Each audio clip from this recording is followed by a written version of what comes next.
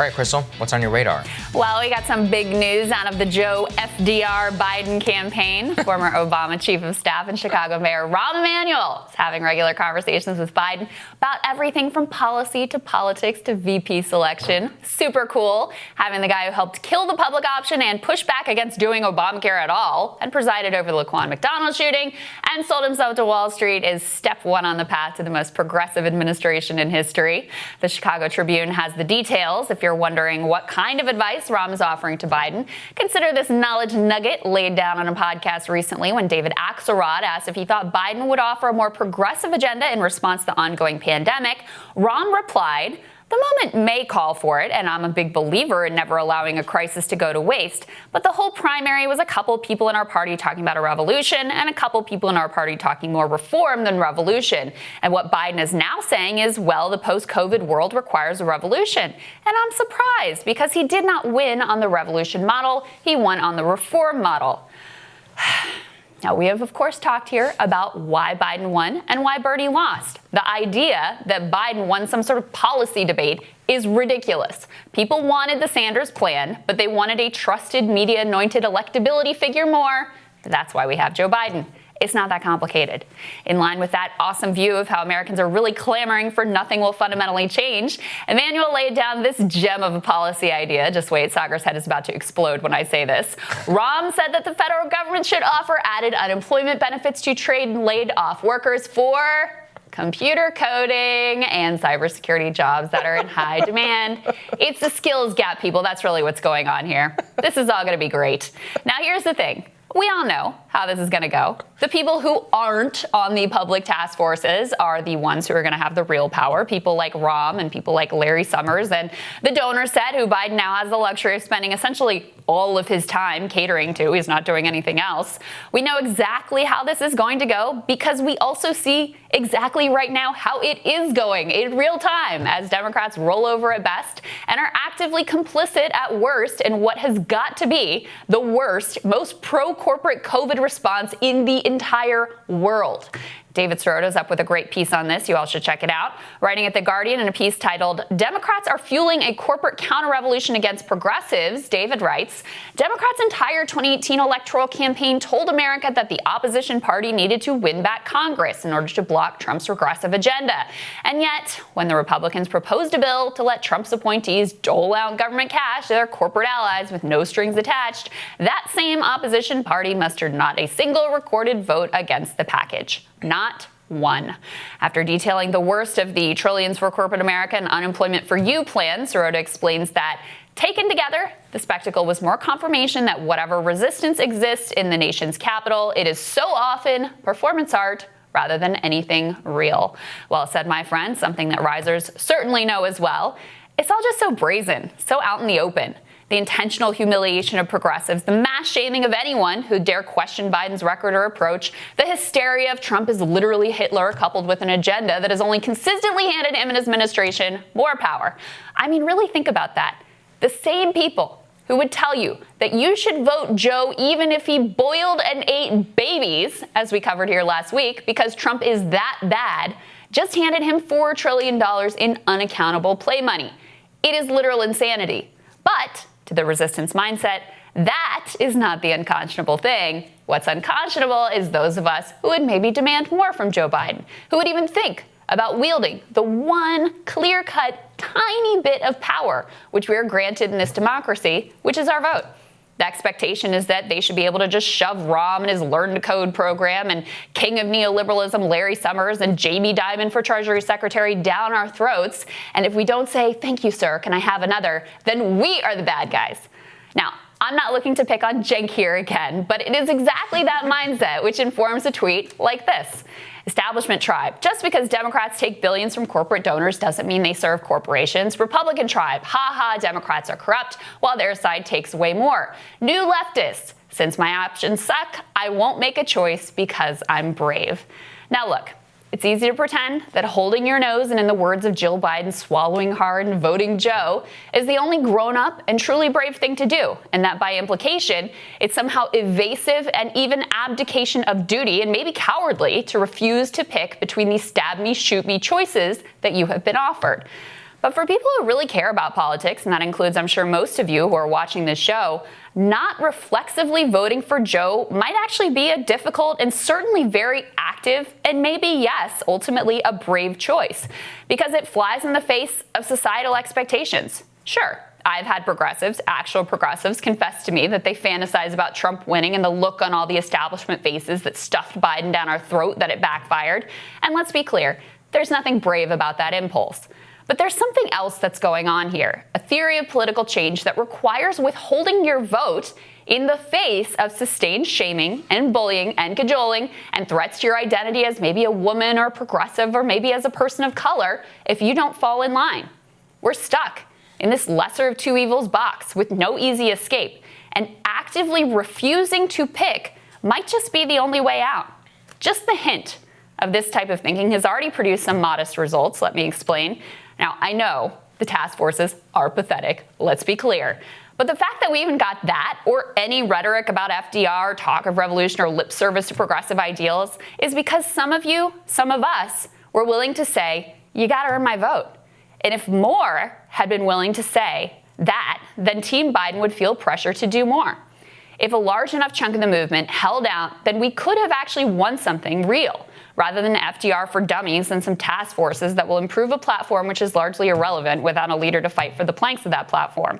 Contrary to Cenk's framing, there is a lot of intentionality around not choosing or around choosing none of the above. It is an active decision, and the entire system is set up to force you to pick between the binary options given to you. Now, I'm not saying that's brave, but I am saying that if there were more who consciously decided not to choose, then Nancy Pelosi wouldn't have felt free to humiliate progressives. Biden would be picking up a lot fewer Rahm Emanuel strategy calls, and you wouldn't get laughed out of the room for suggesting a VP from Bernie World. I totally understand why so many would evaluate the lesser of two evils framework and ultimately pick Biden. I don't judge that at all. But don't pretend like there's no cost. Your capitulation has made it easy and painless for the Democratic keepers of the status quo to continue to crush our working class agenda. Sagar, there's a lot of work here with the Rahm Emanuel piece. It's a nice little piece of reporting from the Chicago Tribune about that advice. I couldn't believe I learned to code. It's just, I knew you would love that. Yeah. It's just one more piece of evidence of how this is all going to go and how ultimately by so much of progressives led by Bernie Sanders saying, we're on board, you can do whatever you want, you can kick us in the face as many times as you want, we're still going to show up for you, we're still going to fight for people to go out and vote for you, that you just completely abdicate all your power. And look, I understand why people make that choice, but we shouldn't pretend like there isn't an associated cost to doing that. Yeah, and that's the crazy part to me, is that people are like, they're like, you have to do it because the cost of Trump winning is so high. But like I said, these are the same people. This is why I think so many of them are ridiculous and unserious figures who are going around saying that if you don't support Medicare for all, you want to condemn people to death. Or if you don't support this and you're like, this is an existential threat to everybody. And whenever it comes down to it, they get lose in the primary, they don't actually abide by many of the words that they said during their primary campaign. I believe. So I think you and a lot of people like Kyle certainly do believe exactly what they were saying during the primary. But so many others, their rhetoric has kind of just been revealed as hollow.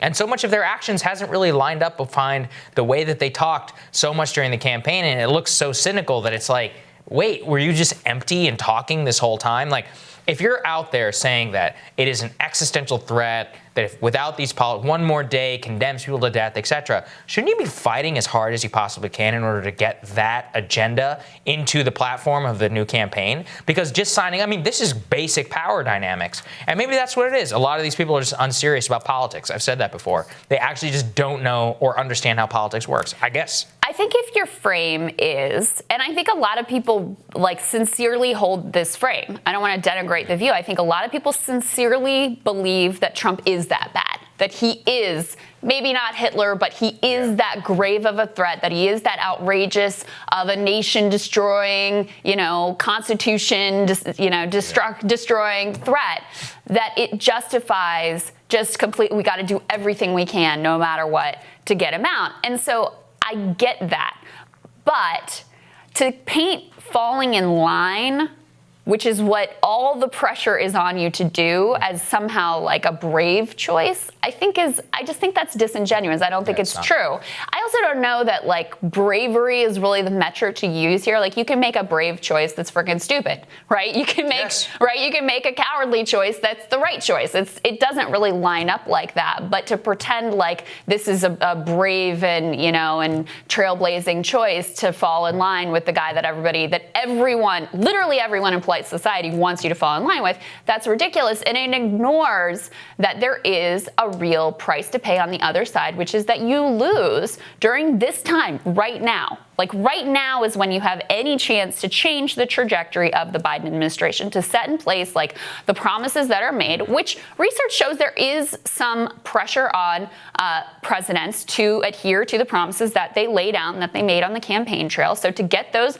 promises made and in writing and into the campaign rhetoric, to change, who's going to be at the table, who's going to be the VP pick, who's going to be in the administration, et cetera. Now is the time when you can exert this pressure. But it's always like, we'll fight tomorrow. Yeah. We'll try again next. We'll fight tomorrow. After he gets elected, that's when we'll fight him. After he gets elected, it's over.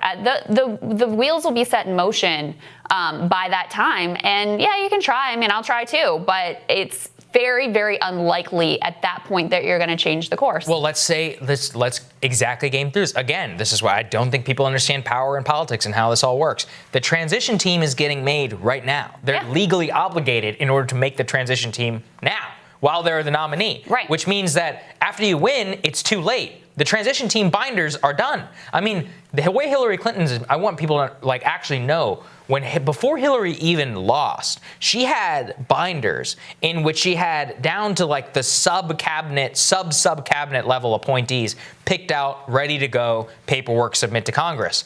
That's the same team essentially that's doing this to Biden.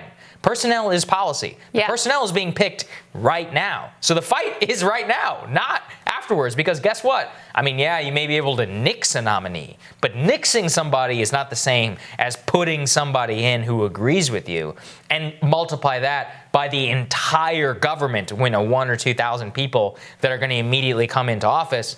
That's where you go. So look, I mean, if you don't fight now, you're getting rolled. That's just, in terms of the process, that's how it works. Well, and we can see it's very clear if you take the example of Bernie Sanders, it's very clear in his actions the way that dynamic worked, that he got out so early, gave the endorsement for basically nothing, told everyone, not only am I supporting Joe, but if you don't, you're irresponsible, all of that. You can see how that just completely dissipated any energy, leverage, et cetera, that his movement may genuinely have had. And that's a big example, and Bernie has a lot of power because of how respected he is and how much credibility and what a long track record he has as being an honest broker and a sincere figure in American politics. But that same thing applies, on down the line. People who are thought leaders, like Cenk, right? People who are individuals on Twitter who have their own little, spheres of influence. That same decision-making process and the impact that it has on power applies to everybody down the chain. And I think, look, again, I understand why you would make that decision. That's fine, but don't pretend like your decision is clearly noble and these ones over here are clearly awful and terrible. Let's just acknowledge there were no great choices here, and everybody's just trying to make the best with what was given to them. That's exactly right. All right. Next on Rising, the Trump campaign, they're turning Joe Biden's Breakfast Club gaffe into an ad game. The director of strategic communications, Mark Lauder, is going to tell us more when Rising returns.